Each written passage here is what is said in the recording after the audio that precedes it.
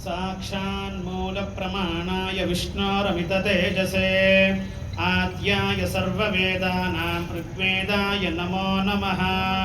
वेदः शिवः शिवो वेदो वेदाध्याये सदाशिवः तस्मात् सर्वप्रयत्नेन वेदमेव सदा पठेत्। श्रीगुरुभ्यो नमः।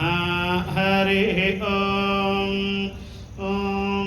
निषुसीद गणपते गणेश त्वामाहुर्विप्रातमङ्गवीनां नरते त्वत्क्रियते किञ्चनारे महामर्कं माघवं चित्रमर्च तदित्सामानमाशाते वेणन्ता न प्रयच्छतः धृतं व्राताय दाशुषे वेदायो वीणां पदमन्तरिक्षेण पताताम् वेदानावस्सामुद्र्याः वेदामासो धृतं व्रातोद्वादाश प्रजावातः वेदाय उपजायते वेदवातस्य वर्तनिमुरारश्वस्य बृहतः वेदाये अध्यासाते निशासादधृतं व्रातो वरुणः पस्त्या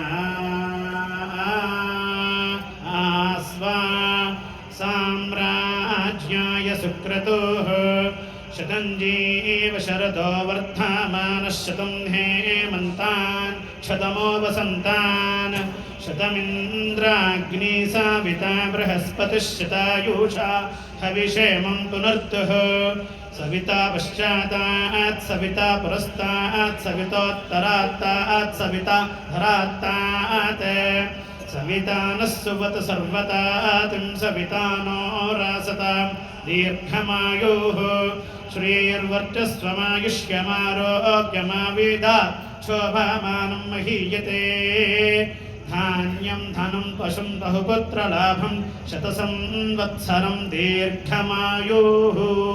ॐ स्वस्ति।